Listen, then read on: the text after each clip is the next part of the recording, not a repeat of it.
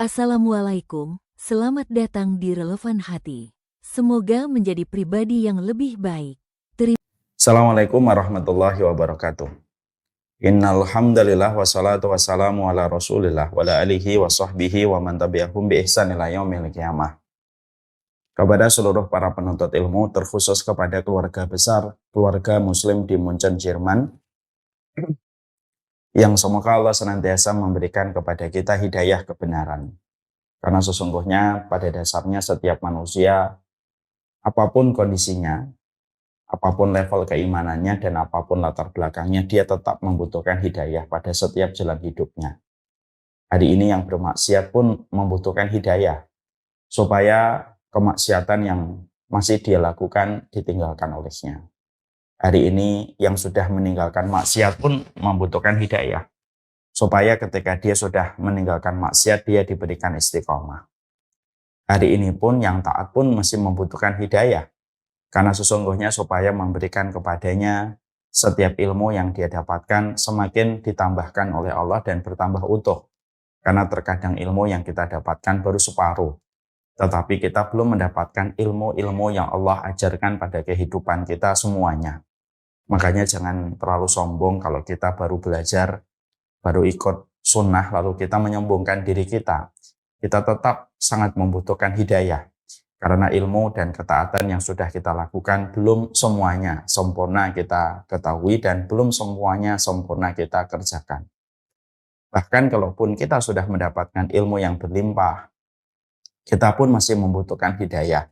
Karena pada dasarnya kita sangat membutuhkan hidayah walaupun manusia sudah mendapatkan ilmu yang berkah, ilmu yang banyak, ilmu yang bermanfaat. Tapi dia pun tetap membutuhkan hidayah karena dia butuh pertolongan supaya diwafatkan pada kondisi husnul khatimah. Itulah rahasia kenapa Rasulullah dengan kesempurnaan ilmunya, kesempurnaan hatinya, kesempurnaan amalnya, beliau pun tetap meminta hidayah kepada Allah setiap pagi dan setiap sore. Allahumma inni as'alukal huda wa tuqa wal afafa wal ghina. Dan itu doa merupakan permohonan untuk minta hidayah. Ya karena kita paham bahwasanya memang tidak ada manusia di atas muka bumi ini yang tidak lepas dari kebutuhan kepada hidayah yang Allah bagikan kepada mereka yang tidak pernah bosan untuk meminta. Semoga kita termasuk orang-orang yang mendapatkan hidayah. Apapun latar belakang dan apapun amal ataupun grade keimanan yang kita miliki, kita memiliki benang merah yang sama. Kita berhajat besar kepada hidayah di dalam kehidupan. Alhamdulillah, tentunya kita senantiasa bersyukur kepada Allah atas seluruh nikmat yang Allah berikan pada kehidupan kita, sehingga kita senantiasa memaknai kehidupan kita dengan kelapangan. Dan kelapangan itu tidak akan pernah kita peroleh kecuali adalah dengan kesyukuran. Sesungguhnya syukur itu kayak mesin produksi, di mana produksi yang diolah oleh mesin yang bernama syukur menciptakan kepada kita ketenangan, menciptakan kepada kita ketenangan, kelapangan, dan kecukupan. Dan itu tidak akan bisa kita dapatkan sampai kita menformat hati kita selayak mesin bernama mesin kesyukuran. Maka sesungguhnya siapapun yang terus berupaya untuk senantiasa bersyukur, tidak membandingkan hidupnya dengan hidup orang lain, tidak banyak melihat teras kehidupan orang lain, maka dia sejatinya telah menjaga mesin pada hatinya supaya mesin itu bekerja sebagai bagian dari produk kesyukuran. Nanti hasilnya dia akan merasakan ketenangan, dia akan merasakan kelapangan, dan pasti akan merasakan kecukupan. Karena inilah tiga perkara yang menjadi simbol sesuatu yang paling berharga dalam kehidupan itu adalah ketenangan, kelapangan, dan kecukupan. Berapa banyak orang hari ini pintar, tapi belum tentu hidupnya tenang. Saya pernah membaca sebuah artikel, ada anak cerdasnya luar biasa. Sebelum usia 17 tahun dia telah menyelesaikan program beasiswa S2, bahkan S3. Tapi ternyata ketika dia di usia 25 tahun, dia resign dari pekerjaannya dan dia merasa bahwasanya masa kecilnya direnggut sama orang tuanya untuk terus belajar. Dan hari ini dia tidak merasakan ketenangan. Belum tentu orang yang kaya mereka merasakan kecukupan. Berapa banyak orang yang pundi-pundi hartanya sudah sangat berlimpah tetapi tidak pernah merasa cukup. Padahal sejatinya kehidupan semakin ditinggalkan dan kematian semakin didatangi dan ditujukan. Sehingga akhirnya Masya Allah, sehingga dia di dalam kehidupan tersiksa, bukan karena tidak adanya harta yang dia peroleh, tetapi dia tersiksa oleh sikap hatinya yang terus merasa kekurangan. Dan belum tentu di dalam kehidupan ini akan mendapatkan kelapangan, karena berapa banyak orang yang terkenal tetapi belum tentu lapang hatinya. Sehingga terkadang setiap waktunya dia harus terkoneksi terus dengan sosial medianya, dia merasa harus terkoneksi dengan para followernya, dan terkadang dia rapuh untuk menghadapi hujatan dan bulian yang ditujukan kepadanya. Cenderung emosional, cenderung marah-marah, ketika ada nada-nada miring yang ditujukan kepadanya di tengah di tengah keterkenalan yang dia dapatkan. Inilah yang menjadikan kita paham puncak tertinggi rasa pada kehidupan yang tidak bisa dinilai dengan uang itu adalah ketenangan, kelapangan, dan kecukupan. Dan ini tidak akan mungkin dimiliki seseorang sampai dia menjadikan hatinya selayak mesin produksi yang bernama kesyukuran. Dia terus bersyukur, memperhatikan syukurnya setiap waktunya, tidak mudah untuk terpesona dengan apa yang dia lihat, tidak terlalu membandingkan kehidupannya dengan orang lain, yakin bahwasanya takaran Allah itu takaran yang pas dan tidak akan pernah tertukar dan tidak akan pernah salah di dalam setiap memberikan kehidupan manusia. Maka inilah orang-orang yang akan mendapatkan ketenangan, kelapangan, dan kesyukuran. Semoga semua ilmu yang kita pelajari, semua pekerjaan yang hari ini kita lakukan di kantor kita, semua bisnis yang kita rintis, bukan untuk mengejar kekayaan, tetapi kita mengejar ketenangan, kelapangan, dan kecukupan. Dan itu bernama dengan kesyukuran.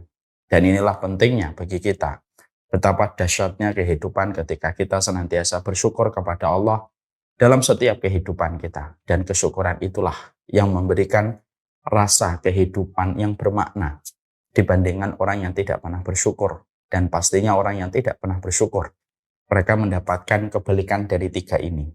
Mereka mendapatkan kesempitan, mereka mendapatkan kegelisahan, dan tentunya pasti mereka mendapatkan kekurangan yang tidak pernah cukup, walaupun hartanya berlimpah, walaupun mungkin dia terkenal, ataupun dia pintar. Tapi ternyata kalau dia tidak bersyukur, kegelisahan akan dia dapatkan, kesempitan akan dia peroleh, dan tentunya kekurangan akan senantiasa menghiasi pikirannya dan hatinya setiap waktu dan setiap saat. Inilah yang menjadikan kita betul-betul memahami syukur itu bukan masalah opsional. Syukur itu bukanlah masalah anjuran, tetapi syukur itu adalah bagian dari sebuah proses kewajiban manusia kepada Allah, bagaimana dia senantiasa wajib bersyukur kepadanya dalam setiap urusan kehidupan. Amin, insya Allah. Itulah yang menjadi perhatian kita.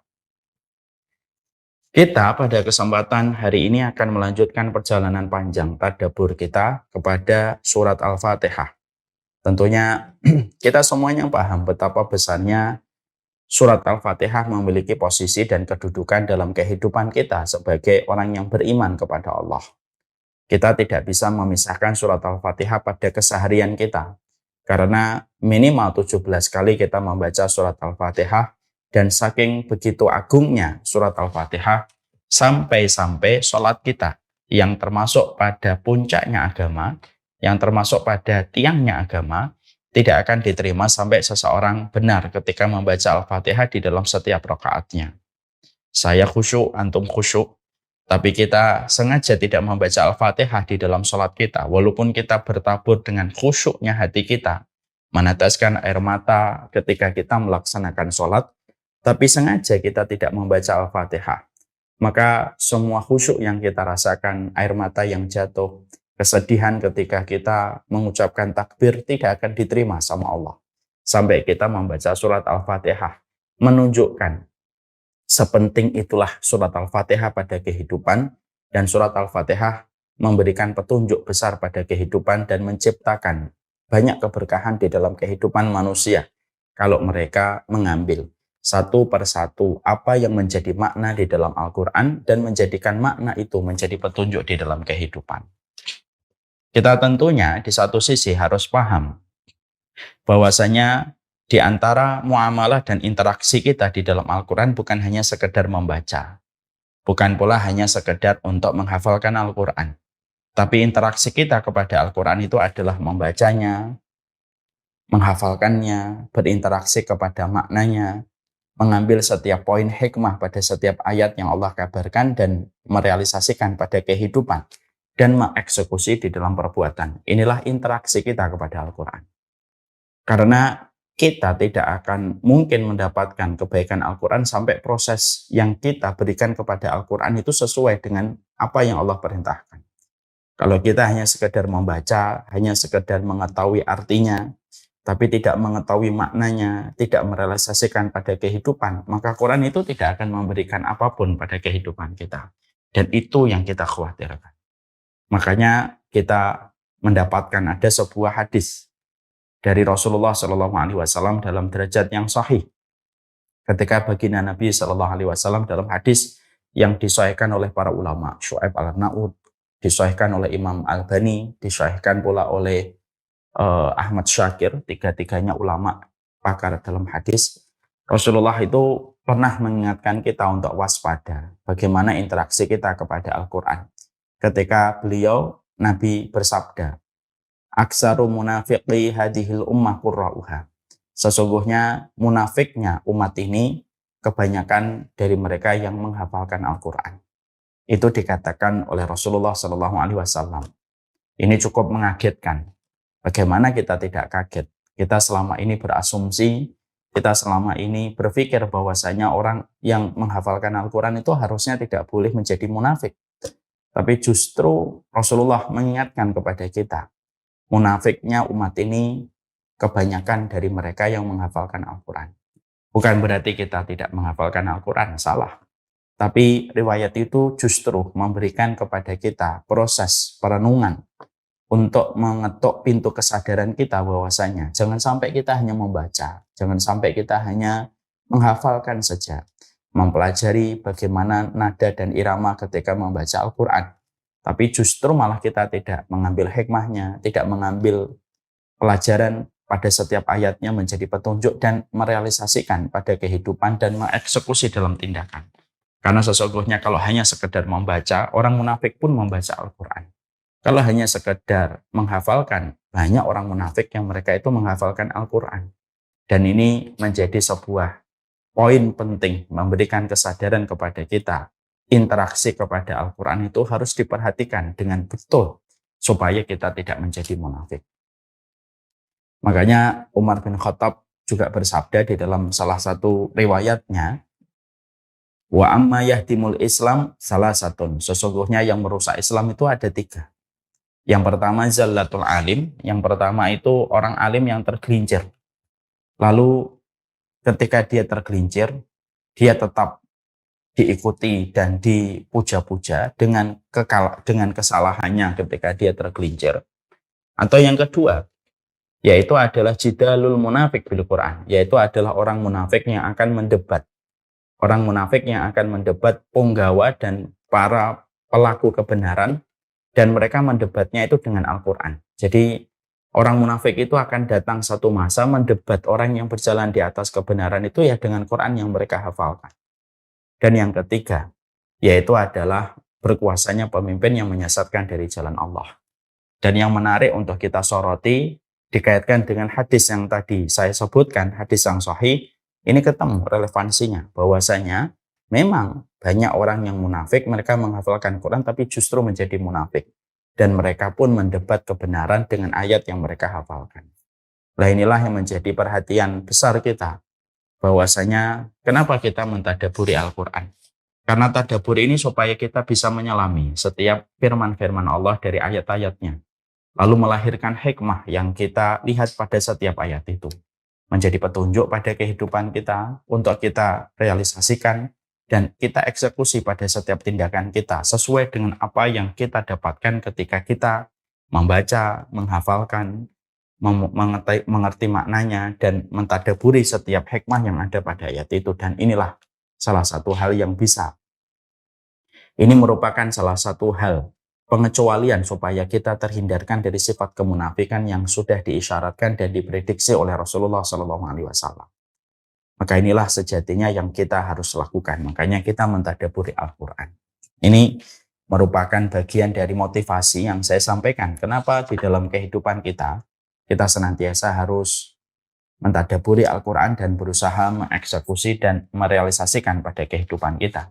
Sekali lagi, supaya kita tidak menjadi munafik dengan Quran yang kita baca dan kita hafalkan, kalau itu hanya sekedar menjadi hiasan di pikiran kita dan hanya sekedar menjadi sebuah aktivitas lisan saja, tetapi tidak berakar kepada sebuah tindakan. Setelah kita mengetahui betapa besarnya hajat kita kepada Al-Quran dan bagaimana interaksi kita kepada Al-Quran yang benar, mari kita lanjutkan pembahasan kita kepada ayat yang ke-7 di dalam surat Al-Fatihah. Di dalam surat Al-Fatihah ayat yang ke-7 kita memohon kepada Allah supaya kita diberikan jalan mereka yang diberikan petunjuk. Siratal ladzina an'amta alaihim. Bahwasanya kita memohon kepada Allah supaya kita diberikan oleh Allah hidayah. Hidayah itu adalah jalan dari orang-orang yang mereka diberikan nikmat oleh Allah. Karena ini merupakan salah satu permohonan besar. Dan ini permohonan agung, melebihi permohonan kita kepada materi dan melebihi permohonan kita kepada finansial. Dari urusan duniawi dan urusan recehan pada urusan materi.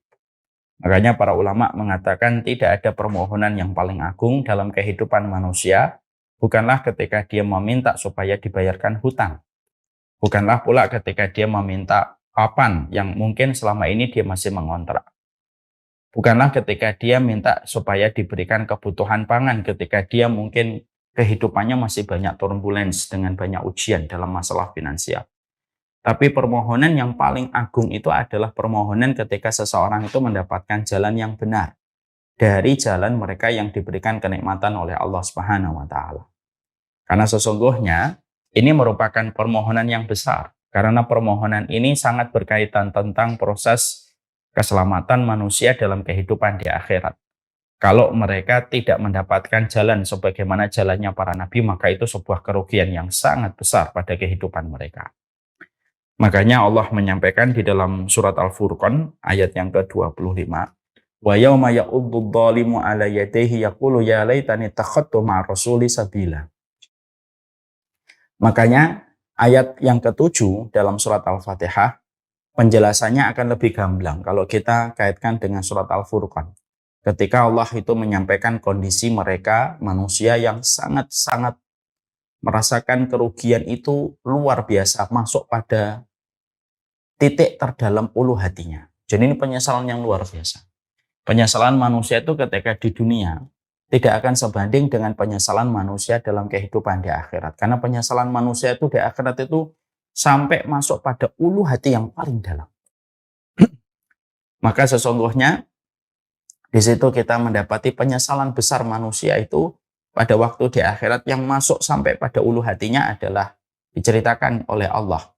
Wa yauma ya'uddu dhalimu 'ala yadayhi yaqulu ya laitani takhattu ma'a rasuli sabila. Ya Allah, mereka itu sambil menggigit jari jemarinya, mereka mengatakan, ya laitani takhattu ma'a rasuli sabila.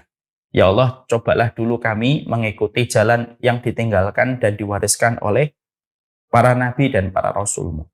Ini menunjukkan bahwasanya tidak ada sebuah kerugian yang paling besar pada kehidupan manusia setelah mereka berpindah menuju kepada alam akhirat, kecuali adalah penyesalan paling besar itu bukan ketika mereka miskin, bukan ketika mereka bodoh, bukan ketika mereka mendapatkan kesempitan, bukan. Berapa banyak orang yang miskin di akhiratnya mendapatkan keridhaan dari Allah. Berapa banyak orang yang kaya juga mereka mendapatkan kebaikan ketika mereka taat. Tapi sesungguhnya perkara kerugian yang paling besar itu adalah ketika manusia tidak mendapatkan jalan Rasul. Sehingga di dalam kehidupan mereka terjebak dengan berbagai macam pemikiran-pemikiran yang tidak datang dari para nabi dan para rasul. Ada yang terjebak dengan warisan nenek moyang. Ada yang terjebak dengan kebutuhan yang menjadikan mereka menolak setiap petunjuk yang diwariskan para nabi dan para rasul. Ada yang terjebak dengan pemikiran-pemikiran yang menyimpang ketika pemikiran itu dielulukan pada zaman ketika dia hidup. Lalu dia menjadi orang yang mudah terpesona, rapuh hatinya untuk mengikuti apa yang trending dan apa yang viral. Lalu meninggalkan jalan para nabi dan jalan para rasul. Itulah kerugian yang paling besar. Sehingga akhirnya orang-orang yang semacam itulah, mereka itu betul-betul dalam kondisi yang sangat menyesal, dan penyesalan itu masuk sampai pada ulu hati mereka, di mana penyesalan itu tidak sama sekali bisa untuk dirubah kembali, dan penyesalan itu tidak bisa ada waktu dan kesempatan untuk memperbaiki. Itulah penyesalan paling besar. Jadi kalau kita mendapati ayat itu, jelas bahwasanya kenapa yang disampaikan dan diteriakkan manusia ketika di akhirat adalah tidak mengikuti jalan para nabi dan jalan para rasul, karena itulah kerugian yang paling besar. Ya, kenapa kok tidak berteriak? Dulu kenapa saya berzina? Dulu kenapa saya minum khamr? Dulu kenapa saya kenapa saya makan riba? Kenapa kok tidak disebutkan itu? Padahal itu juga dosa-dosa besar yang menyebabkan orang mendapatkan adab di akhirat. Memang betul itu dosa-dosa besar. Berzina, membunuh, makan riba, itu dosa-dosa besar. Tapi kenapa Allah tidak menceritakan bahwasanya orang-orang itu berkata, cobalah dulu saya tidak makan riba, cobalah dulu saya tidak berzina. Tapi justru perkataannya itu adalah cobalah dulu kami itu mengikuti jalan para rasul.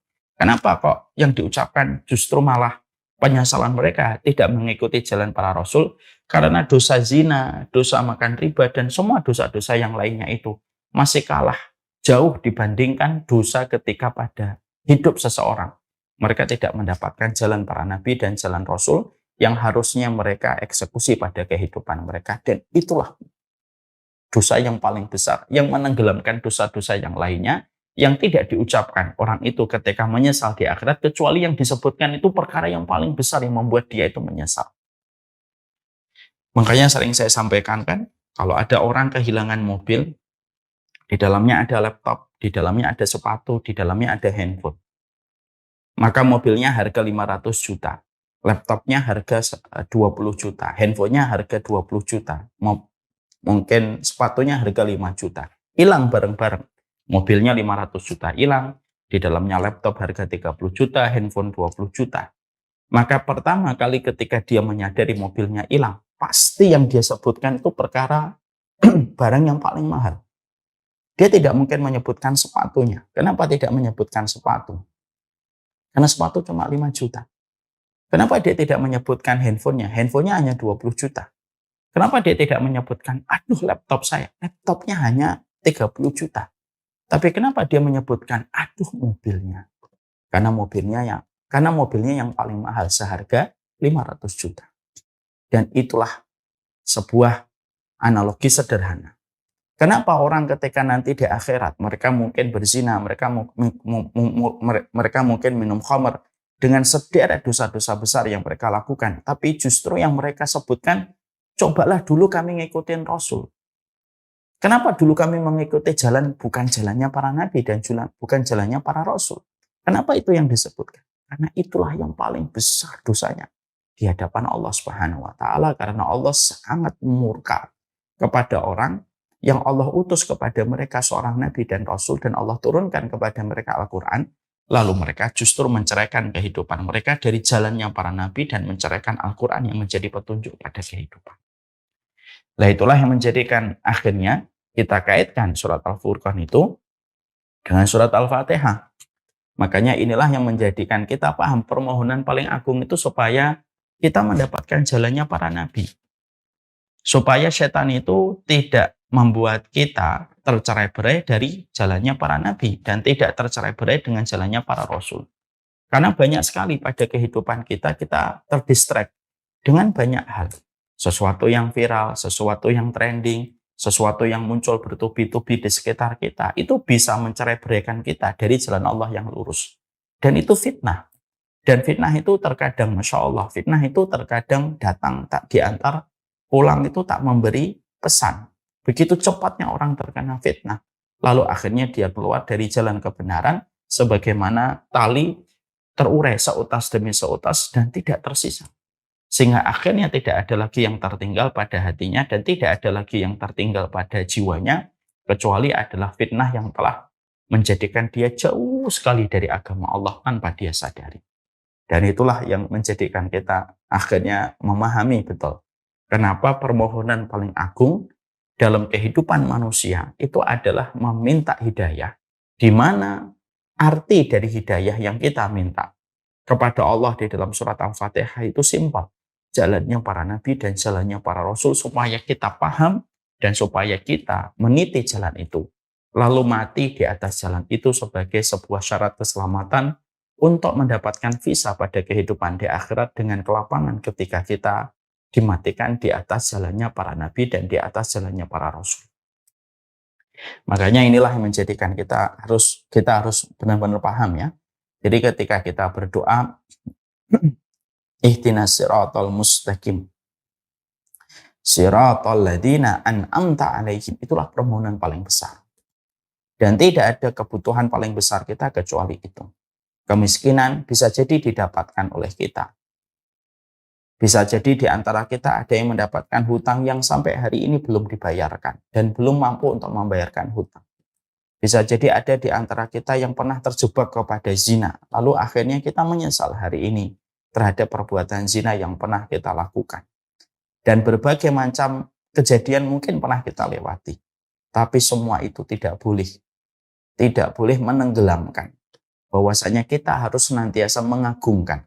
Bahwasanya tidak ada perkara yang paling agung pada kehidupan manusia, kecuali adalah semoga hidupku sesuai dengan kaum yang diridhoi oleh Allah. Semoga caraku berpikir, caraku memilih, caraku bersikap sama dengan kaum yang diberikan nikmat oleh Allah dari kalangan para nabi dan para rasul. Itu intinya. Ayat yang ke-7 pada surat Al-Fatihah di awal ayatnya, ihdinas siratal mustaqim siratal ladzina an'amta 'alaihim. Cara saya memilih rumah, cara saya untuk mengelola harta, cara saya ketika menyikapi informasi, cara saya untuk menjatuhkan pilihan, satu yang kita minta. Itu tidak keluar dari kebiasaan dan pakemnya orang-orang yang mendapatkan kenikmatan dari para nabi, dari para rasul, dari orang yang cinta kebenaran, dari orang yang mati syahid dan orang-orang yang solih yang harusnya menjadikan kita selalu diikutkan dengan mereka. Ini pula kalau boleh saya kaitkan agak luas, ini pula yang menjadikan kita paham masalah Palestina juga. Karena ini juga korelasi ayat ini sangat berkaitan erat dengan orang Yahudi.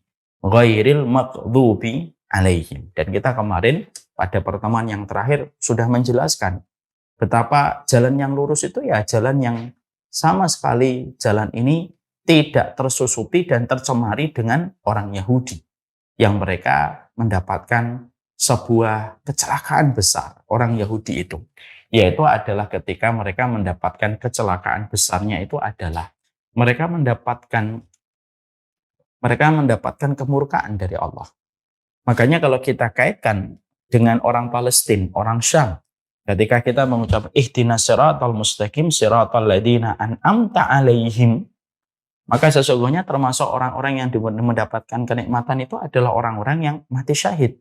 Sebagaimana yang kita jumpai hari ini di wilayah Syam, yaitu salah satu jantungnya wilayah Syam selain Damaskus, yaitu adalah Palestina.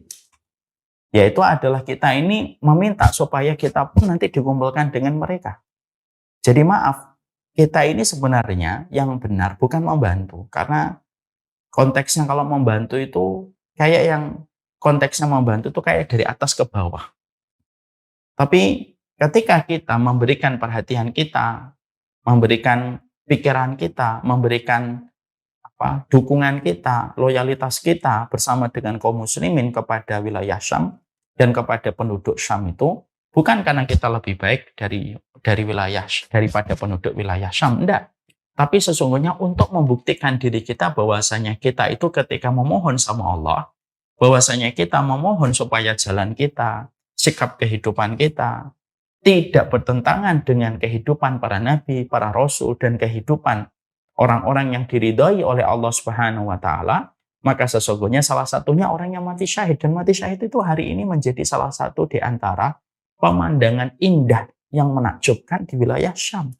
Dan kita bukan membantu, tapi membuktikan bahwasanya diri kita mencintai mereka, sebagaimana yang kita sebutkan ketika membaca ihdinas siratal mustaqim, supaya apa yang kita lakukan, keringat yang kita berikan, bantuan yang kita alirkan, loyalitas yang kita salurkan untuk mereka, itu bisa memantaskan kita untuk dikumpulkan bersama dengan mereka. Supaya kita membenarkan apa yang dikatakan oleh Rasulullah. Anta ma'aman ahbabta. Sesungguhnya kamu akan bersama dengan orang yang dicintai oleh Allah. Sesungguhnya kamu bersama dengan orang yang kamu cintai. Dan kita mencintai kaum yang diberikan nikmat oleh Allah. Dan salah satu kaum yang diberikan nikmat oleh Allah itu siapa? Para syuhada. Yang itu kita didapatkan di dalam surat An-Nisa. Mari kita buka surat An-Nisa. Allah menyampaikan kepada kita pada surat An-Nisa 69.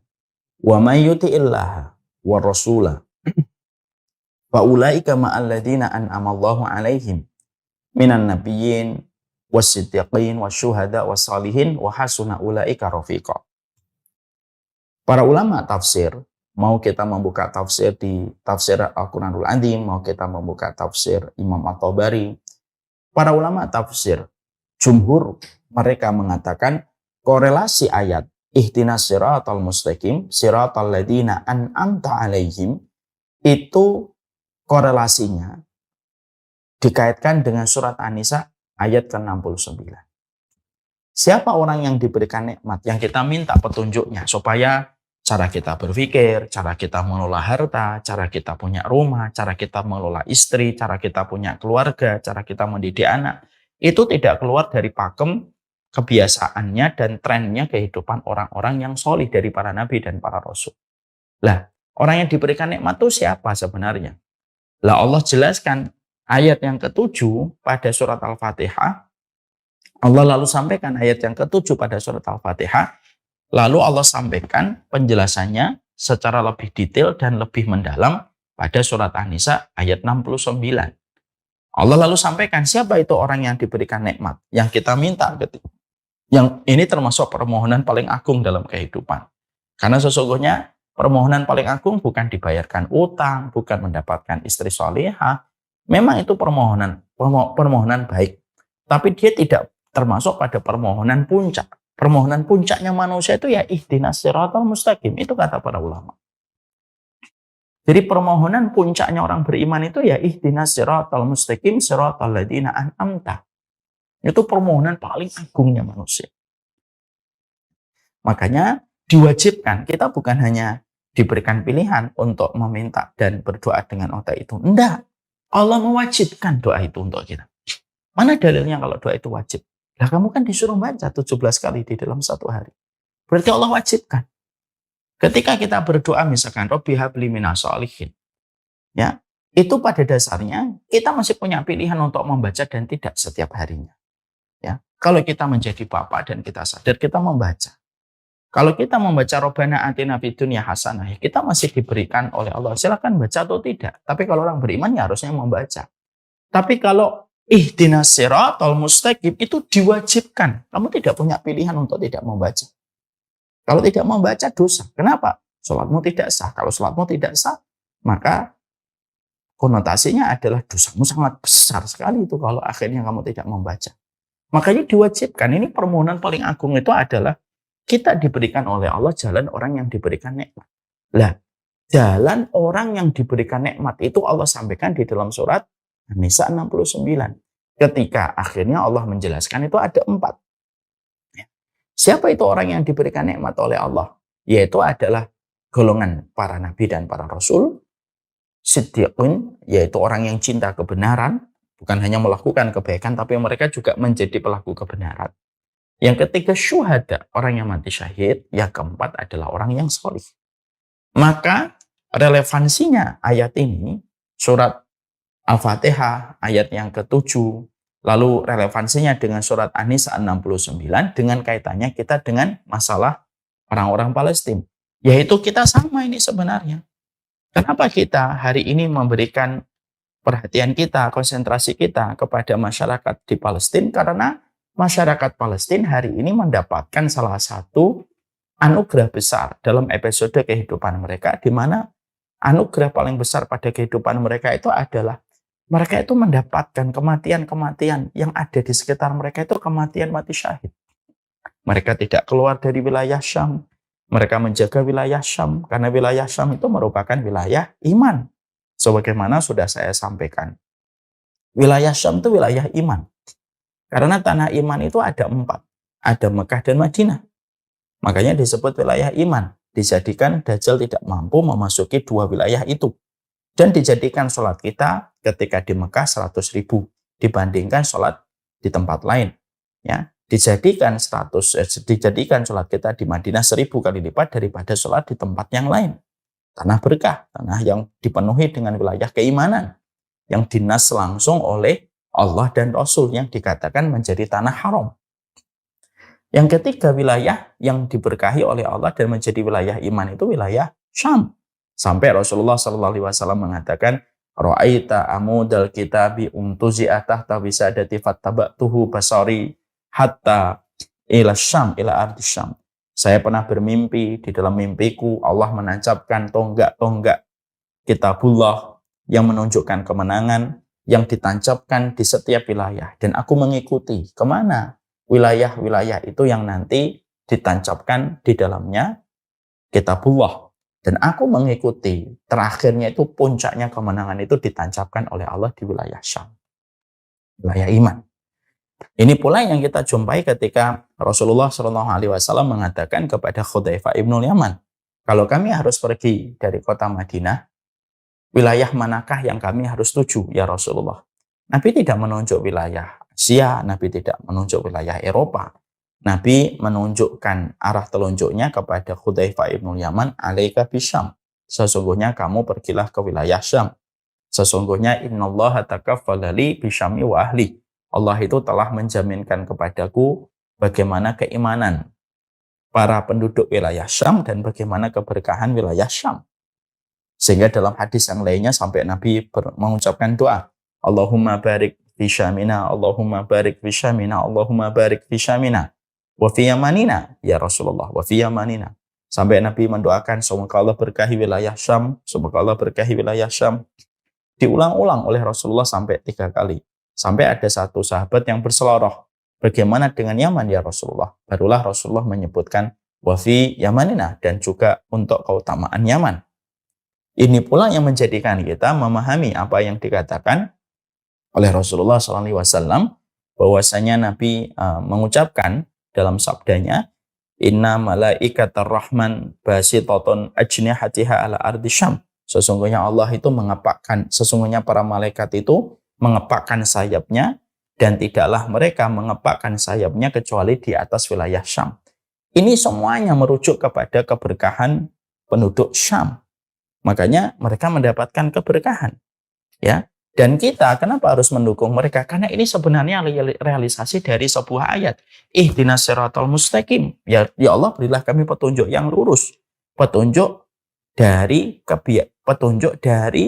trennya orang-orang yang Engkau berikan nikmat. Siapa itu? Para nabi, para rasul, orang yang cinta kebenaran, dan para syuhada. Dan salah satunya hari ini kita dipertontonkan secara nyata bagaimana orang-orang yang mereka menjaga wilayah Syam, mereka satu persatu mati syahid ketika mereka menjaga wilayah mereka. Makanya ini menjadikan kita akhirnya paham, ini merupakan bagian dari realisasi dari doa yang kita ucapkan ketika kita minta supaya kita diberikan jalan sebagaimana jalan orang yang diberikan nikmat oleh Allah, dan orang yang diberikan nikmat itu orang mati syahid. Bagaimana mereka tidak diberikan kenikmatan? Kita mendapati kejadian nyata, betul-betul testimoninya nyata, tidak dirangkai dengan kedustaan. Bagaimana kita mendapatkan orang-orang di Syam itu ketika mereka wafat beraroma kasturi, bagaimana mereka tidak mendapatkan keutamaan? Setiap harinya mereka senantiasa diserang. Mungkin dari semenjak kecil mereka sudah terbiasa mendapatkan serangan. Sampai akhirnya hari ini dijadikan serangan itu betul-betul luar biasa menarik dan menyedot perhatian seluruh manusia di atas muka bumi hari ini. Ya, apa yang terjadi di Syam itu. Dan mereka Masya Allah, mereka tidak mau keluar. Padahal mereka punya pilihan untuk keluar kalau mereka betul-betul berusaha. Tapi mereka tetap mewakili kaum muslimin di timur dan barat, utara dan selatan. Untuk tetap menjaga wilayah Syam. Mereka punya izah untuk berada di tempat itu. Mereka tetap menjalankan kehidupan mereka sebagaimana perintah di dalam kitabullah dan sunnah. Dan mereka mendapatkan kemuliaan dengan adanya banyak orang yang mati syahid di antara mereka. Nasabuhu hakada. Ya beginilah kita melihatnya, semoga Allah menerima sebagaimana prasangka kita. Maka inilah yang menjadikan kita akhirnya paham korelasinya jadi kuat. Jadi kita bukan membantu, tapi sejatinya kita, supaya kita itu mendapatkan jalan orang yang diberikan nikmat sama Allah, ya berarti kita itu memberikan loyalitas kita kepada orang-orang yang diberikan oleh Allah kenikmatan. Dan siapa orang yang diberikan oleh Allah kenikmatan? Ya ada di ayat ini. Ada di ayat ini. Yaitu adalah para nabi, yaitu adalah wa may yuti'illah wa rasulahu fa ulaika ma'alladzina an'amallahu 'alaihim minan nabiyyin wasiddiqin wasyuhada. Ini syuhadanya ini ada di wilayah Syam hari ini. Ya ada di wilayah Palestina. Ya, dan itu yang memberikan kepada kita bahwasanya keberkahan itu luar biasa. Mungkin ada yang bertanya, Ustadz, di dalam surat Al-Isra ayat yang pertama, kita mendapati bahwasanya wilayah Syam itu wilayah yang diberkati oleh Allah. Kita menjawab, iya. Nah, mungkin ada yang mengatakan, loh, keberkahannya itu apa, Ustadz? Bukankah mereka mendapatkan peperangan, penduduknya dalam kondisi ketakutan, ada seorang bapak kehilangan beberapa anak sekaligus, ada seorang istri kehilangan suaminya, kehilangan anaknya sekaligus, dan dia pun harus patah kakinya ketika dia juga harus bertahan hidup. Di sisi yang lainnya dia mencari suaminya sudah wafat, mencari anaknya masih di dalam tumpukan-tumpukan puing gitu. Kita mendapati ada anak-anak yang tidak lagi berjumpa dengan bapaknya ketika bapaknya dipanggil-panggil di dalam reruntuhan dan tidak sama sekali menyangkut panggilan dia gitu. Lah, arti berkahnya mana, Ustaz? Bukankah berkah itu kan harusnya remah, gemah, lempah, rojinawi? Bukankah harusnya itu kalau berkah itu harusnya tenang? Ya tidak selalu harus gitu yang namanya berkah. Allah menyampaikan subhanalladzi asra bi abdihi lailan minal masjidil harami ilal masjidil aqsa alladzi barakna haulahu. Alladzi barakna haulahu. Mari kita bedah. Subhanalladzi asra bi abdihi lailan minal masjidil harami ilal masjidil aqsa alladzi barakna haulahu. Maka kita mendapati pada surat Al-Isra ayat yang pertama, Maha Suci Allah yang telah memperjalankan hambanya pada waktu malam dari Masjidil Haram ke Masjidil Aqsa yang kami berkahi daerah di sekitarnya. Daerah di sekitar Masjidil Aqsa itu mana? Daerah Syam. Daerah Masjidil Aqsa itu daerah Syam, kata Rasulullah Sallallahu Alaihi Wasallam. Maka sesungguhnya keberkahannya itu apa, Ustaz? Nah, keberkahannya itu adalah yang dinamakan berkah itu kan simpel. Kullu ma tuzidukum fi ta'ah. Apapun yang menjadikan kamu taat itu yang dinamakan dengan berkah. Kalaulah kita hari ini di Indonesia dengan berbagai macam kemaksiatan yang dilakukan oleh banyak orang, itu sebenarnya belum berkah kalau masih banyak kemaksiatan mendominasi. Tapi di Palestina kita menjumpai bagaimana orang-orangnya mungkin ada kemaksiatan, tapi tidak sebanyak kemaksiatan mungkin yang dilakukan di wilayah lain. Kalaulah para pemuda di wilayah lain mereka mengakhirkan pernikahan disebabkan sibuknya mereka untuk pacaran dan berzina. Orang-orang anak-anak muda di Palestina tidaklah mereka mengundurkan pernikahan mereka ya. Kecuali karena mereka setiap melamar seorang akhwat itu mengatakan kepada para pemuda, buktikan dulu cinta kalian kepada Allah sebelum melamar kami menjadi istri kalian. Kalau daerah kita mendapatkan keberkahan dengan air hujan, maka Palestina itu bukan hanya mendapatkan keberkahan dari air hujan, tapi mendapatkan keberkahan dengan darahnya orang-orang yang wafat ketika mereka memilih untuk tinggal dan membela wilayah Syam semata-mata karena Allah. Dan wilayah itu basah dengan darahnya para syuhada. Itu darahnya basah dengan darahnya para syuhada. Ketika daerah kita mungkin mendapatkan berbagai macam hal, kadang-kadang belum tentu kita bersyukur. Karena memang syukur itu luar biasa sulit. Orang-orang Syam itu mereka melewati proses semua dengan kesabaran. Bahkan sampai anak-anak mereka pun mati.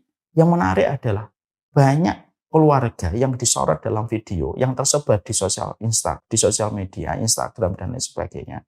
Kita mendapati bahkan orang Palestina itu, kalaupun mereka mendapati anaknya wafat, mereka tidak mengatakan laknatullah Yahudi. Tapi mereka itu menyebut nama Robnya yang menjadi kekuatan untuk mereka. Ya Allah, hasbunallah wa ni'mal wakil. Saking mereka itu begitu dalamnya mengenal Allah, menjadi sumber kekuatan untuk mereka. Sampai ketika mereka mati pun mereka tidak menghujat. Kalimat pertamanya itu tidak menghujat kepada Yahudi yang telah membunuh anak mereka. Tapi kalimat pertamanya itu adalah mereka mengatakan, Ya Rob, hasbunallah wa ni'mal wakil. Ya Rob, taqabbal, ya Allah, taqabbal syuhada'ana. Mereka selalu menyebutkan hanya Allah lah kami mencukupkan dan sesungguhnya satu-satunya pertolongan bagi kami hanyalah Allah. Satu-satunya pertolongan itu hanyalah Allah. Dan mereka berdoa, ya Allah terimalah apa yang kami kirimkan untukmu, ya Allah. Terimalah syuhada kami. Itulah keberkahan yang luar biasa yang kita jumpai ketika kita mendapati bahwasanya itulah wilayah Syam. Dan ini termasuk salah satu di antara deretan manusia yang Allah sampaikan tadi di dalam surat An-Nisa 69. Insya Allah kita menghukumi secara dohirnya, adapun batinnya milik Allah semata yang paling tahu terhadap apa yang terjadi. Inilah yang menjadikan kita akhirnya paham gitu. Jadi korelasinya ketika kita membaca ihdinas siratal mustaqim siratal ladzina an'amta alaihim, maka doa ini kan harus dibuktikan. Kita mencintai para nabi, kita mencintai para rasul. Kita memohon supaya apapun yang ada pada kehidupan kita tidak pernah keluar dari trennya orang-orang solih. Apa yang kita pilih, apa yang kita lakukan, apa yang kita kerjakan, bagaimana kita mengelola apapun yang kita miliki, keluarga, harta, semuanya. Kita minta sama Allah supaya apa yang kami miliki ini, kami mengelolanya itu sebagaimana para nabi dan para rasul ketika mengelola semua itu. Dan termasuk salah satunya sebagaimana para syuhada. Supaya kita dikumpulkan dengan mereka. Makanya Masya Allah, kita tidak perlu lagi tidak perlu lagi kita kebingungan dengan berbagai macam narasi. Kalau kita sudah paham ayat-ayat Allah, fokus, tidak perlu lagi kita menjawab. Tidak perlu lagi kita merespon pertanyaan-pertanyaan yang sudah disampaikan dan dimunculkan dengan pertanyaan yang salah. Karena tidak ada jawaban untuk pertanyaan yang salah. Jadi kita tidak perlu lagi mengatakan, untuk menjawab siapa yang salah antara Palestina dengan Yahudi. Tidak perlu kita jawab. Sebagaimana ketika ada orang tanya, matahari itu panas. Ya tidak perlu kita jawab. Menjelaskan matahari panas itu melelahkan. Karena apa? Karena gimana sih saya menjelaskan matahari itu terang, matahari itu panas, sedangkan kamu pun tahu betapa terangnya dan betapa panasnya matahari ketika sedang bersinar, teriknya ketika di waktu siang. Jadi akhirnya, ini korelasinya itu kuat sekali. Sehingga ketika kita memberikan perhatian kita kepada Palestina, sekali lagi bukan membantu. Karena membantu konteksnya atas dan bawah. Tapi justru membuktikan, ya Allah, saya itu mencintai orang-orang yang mereka diwafatkan dalam kondisi mulia. Dan saya mencintai para syuhada yang hari ini wafat di Palestina. Karena apa? Karena syuhada termasuk orang yang Engkau berikan nikmat besar dalam kehidupan mereka. Dan kita memberikan dukungan, loyalitas. Karena untuk menaikkan grade kita di sisi Allah. Dengan kita memberikan loyalitas kita dan dukungan kita yang mengalir kepada wilayah Syam. Ya? Jadi Allah itu, ini yang kita harus paham. Allah itu, kenapa Allah itu menyisakan Yahudi? Kan sudah saya sampaikan. Kenapa Allah tidak hancurkan Yahudi sebagaimana Allah menghancurkan Samud? Sebagaimana Allah menghancurkan kaum Ad, sebagaimana Allah menghancurkan kaum Lut. Mereka itu melakukan satu dosa, tapi langsung menjadi sebab tertimpanya mereka dengan adab yang menghilangkan mereka dan mengenyahkan mereka dari atas muka bumi. Kaum Lut mendatangi laki-laki, dinyahkan oleh Allah, diangkat oleh malaikat sampai terdengar suara lolongan anjing mereka, sampai dihancurkan dan sampai mereka itu dilemparkan, dihempaskan dari langit yang tinggi, dihempaskan ke bumi lalu dilemparin batu. Habis. Kaumnya Nabi Nuh habis. kecuali yang beriman, yang naik kapal. Karena sesungguhnya kapalnya Nabi Nuh itu kapal penyelamat dengan izin Allah. Yang naik selamat, yang tidak naik tidak akan selamat. Kaumnya Ad, kaumnya Samud habis. Kenapa kaum Yahudi? Melakukan pembangkangan, mereka pengecut, mereka pernah menyembah kepada anak sapi, mereka membunuh para rasul. Tapi kenapa kejahatan mereka lebih banyak daripada kaum-kaum yang tadi saya sebutkan? Tapi justru malah mereka itu hidup sampai hari ini. Simple. Allah sisakan Yahudi pada kehidupan hingga akhir zaman karena Allah ingin untuk menyeleksi mana orang yang beriman, yang mencintai, orang yang menghadapi Yahudi, dan mana orang yang tidak peduli, orang yang menghadapi Yahudi dari kalangan orang-orang Palestina. Allah sisakan untuk menyeleksi manusia. Siapa yang betul-betul beriman dan siapa yang tidak beriman dalam masalah ketika Allah menyisakan Yahudi pada kehidupan. Makanya maaf sekali. Ya, maka sesungguhnya gini loh analoginya. Kalau ada yang suka berkata begini.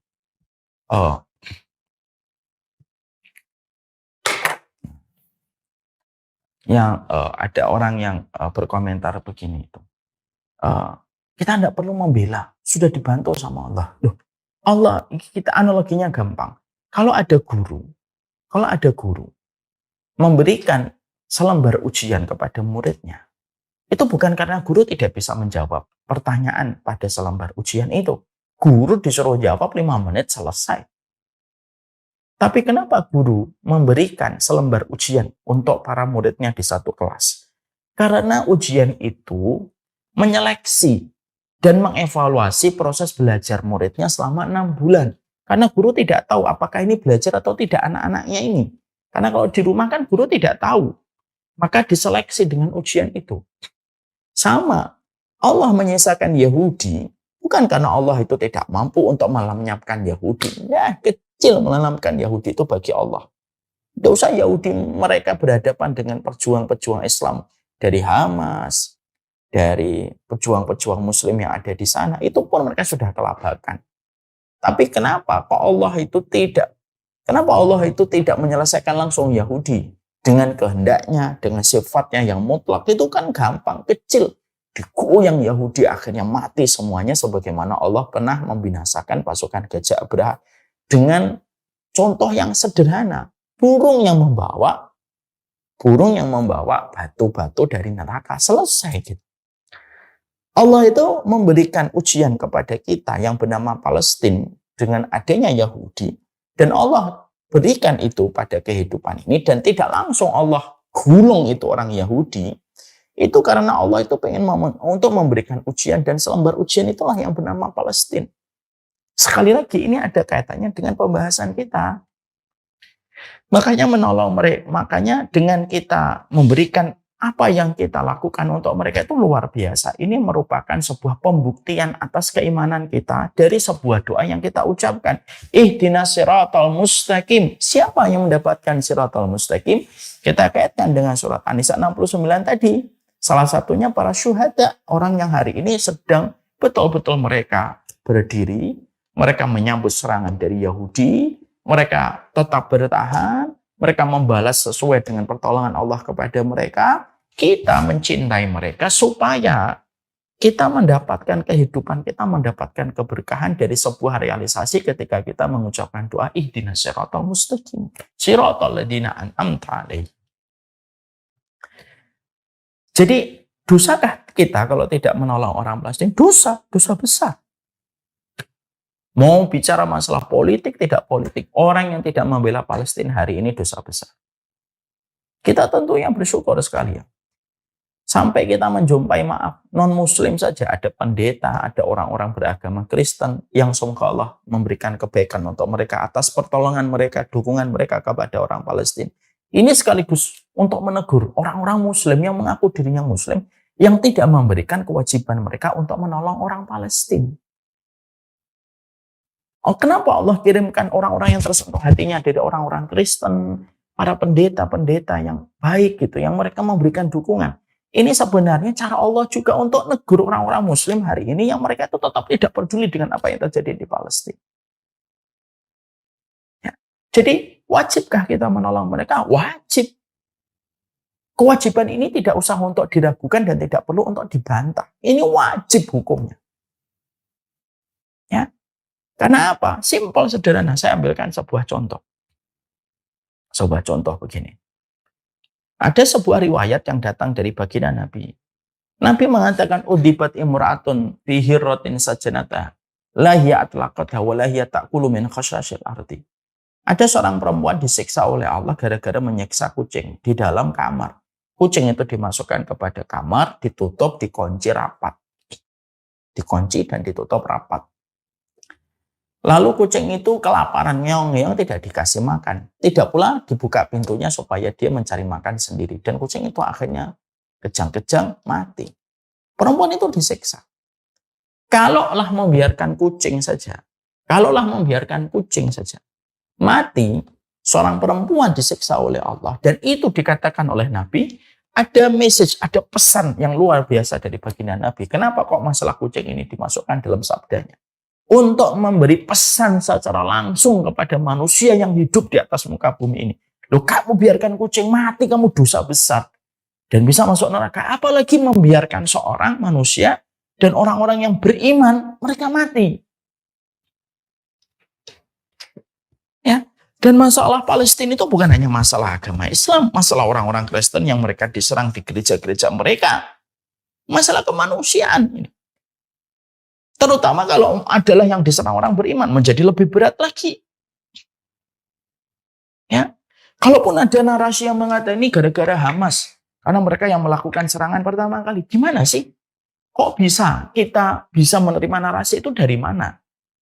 Ibaratnya begini, ada orang yang sedang melakukan pembelaan terhadap apa yang menjadi miliknya, lalu kita rame-rame mengatakan, oh ini gara-gara Hamas ini. Loh, gimana gara-gara Hamasnya? Ibarat analogi sederhananya. Saya berjalan naik mobil. Ada orang numpang. Saya kasih tumpangan. Lalu setelah saya kasih tumpangan di perempatan jalan, dia nendang saya. Mukulin saya. Saya tidak kuat dipukulin. Akhirnya saya keluar dari kursi saya. Jatuh. Pintu terbuka sebelah kanan. Saya jatuh. Lalu dia dengan santainya pindah dari kursi depan bagian kiri, pindah ke kursi depan bagian kanan. Ditutup pintunya. Saya berdarah-darah. Lalu dia dengan entengnya melaju dengan mobil curian. Lalu saya di belakang karena tidak kuat untuk menyusul. Yang saya lakukan adalah saya melempari batu. Kadang saya lelah berhenti melemparin batu. Tapi ketika saya punya kekuatan lagi, saya lemparin batu lagi. Ketika saya menemukan tidak adanya batu, tiba-tiba saya menemukan ada senapan angin. Saya tembak dong pakai senapan angin karena saya menemukan jeder gitu. Terus, apakah tindakan saya ketika membela mobil saya yang diambil dan dirampas dengan dia memukuli saya akhirnya dianggap sebagai teroris? Lalu orang yang menjadi pencurinya dianggap sebagai orang yang dilindungi haknya dan HAM-nya? Kalau mau bicara tentang HAM, bicara dulu equal dulu. Dalam kondisi yang sama-sama satu levelnya. Tapi ketika ada orang yang merampas haknya orang, kembalikan dulu haknya orang. Setelah itu kita bicara tentang bagaimana prosedurnya hidup itu. Jangan ketika kita itu kayak orang yang main playing victim. Kayak orang NPD. Tahu NPD? Narcissistic Personality Disorder. Orang kalau NPD yang biasanya sudah parah secara psikologi, orang NPD itu nggak bisa. Orang NPD itu kebiasaannya apa? Kebiasaannya itu playing victim. Dia yang salah, tapi dia akan mencitrakan dirinya jadi korban. Itu NPD dalam dunia psikologi. Lah, Israel itu big NPD state dia itu. Negara NPD paling besar. Sudah dia yang salah, dia yang mengambil haknya, tapi dia begitu santainya menempatkan bahwasanya, oh kami ini korban. Karena kami diserang. Loh, kamu itu diserang karena kamu sedang mengambil haknya orang. Jadi kalau ada orang yang masih membela Israel sebagai penjajah Yahudi, itu sebenarnya mungkin sama-sama orang NPD gitu. Ya. Makanya akhirnya apa? Ya itulah playing victim. Jadi akhirnya kita, sekali lagi kita agak melebar. Inilah yang menjadikan kita paham sekali.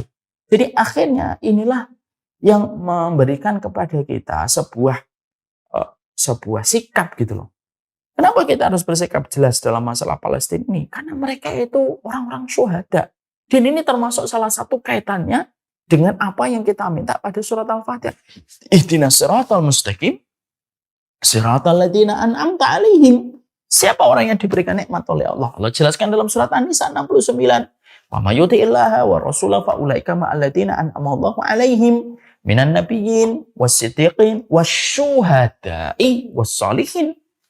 Dan orang-orang yang mati syahid selain derajatnya para nabi dan para rasul. Dan kita memberikan loyalitas untuk mereka bukan karena mereka butuh kita. Kita yang butuh mereka untuk menunjukkan bahwasanya supaya kita diberikan jalan dalam hidup kita itu, supaya diberikan berkah dengan membantu orang-orang yang mereka itu dipilih oleh Allah untuk menjaga wilayahnya. Ketika mereka, banyak di antara mereka dipilih oleh Allah untuk mati syahid, yang kita doakan semacam itu terjadi di kehidupan barzah mereka. Yang kita mendoakan, yang kita membantu mereka supaya keberkahan itu bisa ada pada kehidupan kita. Supaya kehidupan kita selalu mendapatkan petunjuk dari apa yang kita dapatkan. Supaya apa yang kita kelola pada kehidupan kita tidak pernah jauh sebagaimana trennya para nabi, para rasul, orang yang cinta kebenaran, para syuhada, dan orang solih ketika memiliki lifestyle di dalam mengurus kehidupan mereka. Jadi kita itu sebenarnya meminta ihdinas siratal mustaqim itu apa? Minta lifestyle kita itu kayak lifestyle-nya para nabi dan para rasul. Ya sudah, lifestyle-nya kita, cara berpikirnya kita, kurikulumnya kita, edukasi kita, narasi kita. Ya Allah, sebagaimana para nabi dan para rasul dan orang yang cinta kebenaran dan orang yang mati syahid dan orang solih, itu yang kita minta. Nah, gimana kita akan mendapatkan kenikmatan itu? Kalau orang-orang solih, orang-orang yang mati syahid di depan kita, kita tidak memberikan loyalitas. Meminta hidupmu supaya mendapatkan jalan. Jadi orang yang diberikan nikmat. Tapi ketika kamu diperlihatkan oleh Allah, ini loh orang-orang yang diberikan nikmat, salah satunya orang-orang solih, salah satunya orang-orang yang mati syahid di wilayah Palestina. Tapi kamu cuek, bagaimana kamu akan mendapatkan siratal mustaqim? Dan keberkahan itu bisa hilang seketika dari kehidupan kita. Ini semoga kita paham. Ihdinas siratal mustaqim, siratal ladzina an'amta 'alaihim ghairil maghdubi 'alaihim waladdallin. Belum selesai, masih ayat yang ke-7. Ini part yang keberapanya, kalau nggak salah 3 atau 4 kalinya. Tapi Masya Allah, disinilah kita paham. Yang paling penting yang kita jadikan spotlight kajian kita siang ini itu apa?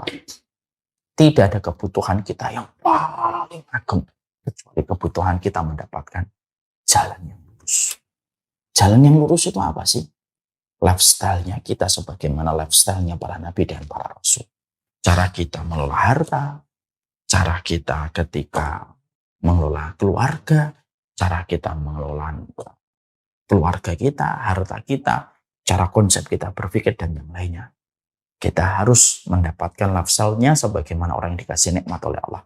Orang yang dikasih nikmat oleh Allah itu 4.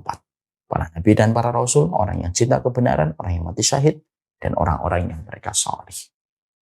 Wallahu a'lam bishawab. Semoga Allah semakin menegaskan pemahaman kita terhadap setiap tadabbur kita kepada setiap ayat di dalam Al-Quran.